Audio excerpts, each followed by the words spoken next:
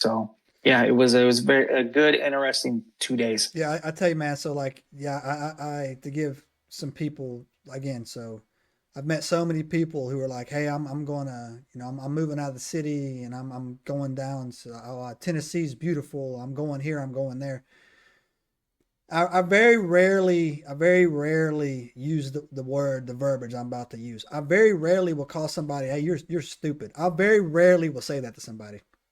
But Yeah. I will tell people this, man. I have on several occasions referred to people. I don't know if these people that go to these mystic shops and like, I'm going to get this crystal and I'm going to get this and I'm going to do that. Yep.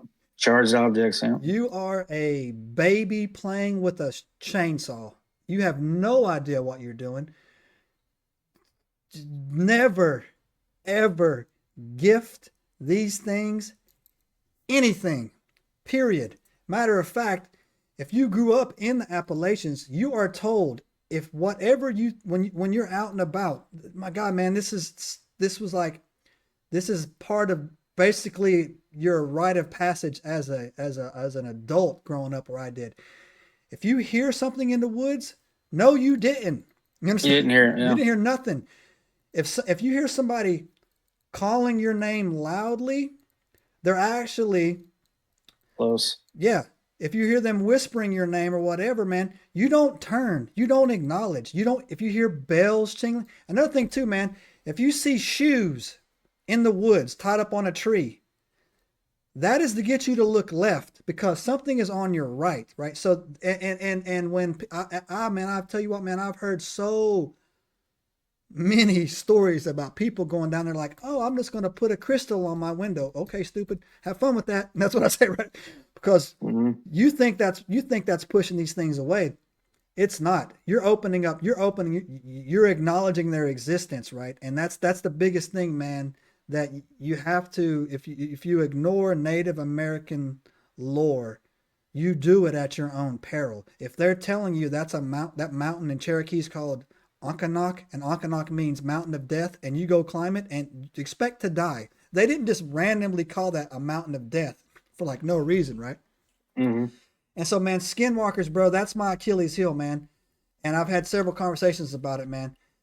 That's right on that edge. Number one, they're hard. They're incredibly hard from the videos I've seen, the research I've seen, the firsthand encounters I've seen, the stories I've heard, especially from the Navajos.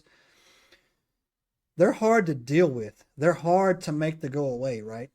And you can't kill them. And that's my Drew, that's my line in Hmm. the sand, man. Like so, like if I was in that circle with you guys and we were getting circled, all right, come into the light, and I'm about to show you I'm going to show you what the big light looks like in the sky, right? Come into that light, right? If it bleeds, you got a You can chance, kill right? it. You got a chance, Yeah. right? So I mean, like I would never just plug a Bigfoot for no reason, right? Exactly. But I've never heard of a nice dog man. I've never heard of a story about a dog man being nice, being friendly. All I've heard is that they want to eat your face, and you feel it before they show up. How they hate you, they want to eat your face, right? Same way with the Skinwalker, man. I've never heard anything, chill about Skinwalkers. Like, hey, and so offering a tobacco offering I mean, that's just come on, man. Where did you read that on like some $2 book you bought at the witchcraft store saying, hey, make peace with the fairies in your yard? You know what I'm saying? So yeah, no, man. You can be out there with the Old Testament slapping that rocks. You know what I'm saying? You be out there reading some scriptures over that bad boy to keep them out, man. But wow, Yeah. There's one thing I am very proud of my guys. We're on my team is that we're all Christian, right? yeah, We all go to the same church or whatnot, and that's one thing we do every time before we go out on yeah, a hunt, especially like that Skinwalker one. Because I was more concerned about the Bigfoot. I was more concerned about the dogman issue she was dealing with. Skinwalker was out of my league, but ever since going on this, I gathered a lot of information and I know how to deal with them now. But as far as that, I was talking to one of my guys on the intel part of how to deal with those things we come across them. So we basically got all our ammo, we got anointing oil, we prayed over everything, and we got our certain items. We prayed over it and we anointed it, and then we got all our guys.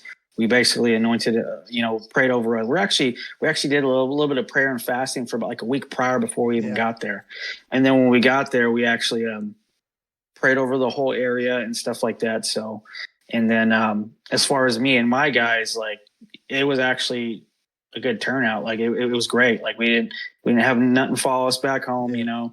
And not only that, like after we, like right before we left, we actually prayed again, and then we prayed with the people that were actually living there before we left. But as far as that, we actually found some footprints.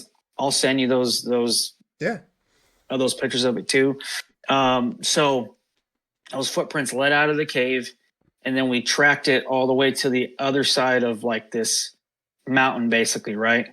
So we were tracking it in the middle of the night, and as we were going, we went about a good 3.5 miles deep in the woods. We ran into this old abandoned barn, right? And then we passed that because the prints kept going. Subscribe now and turn on the notifications to join us on this extraordinary journey into the unknown.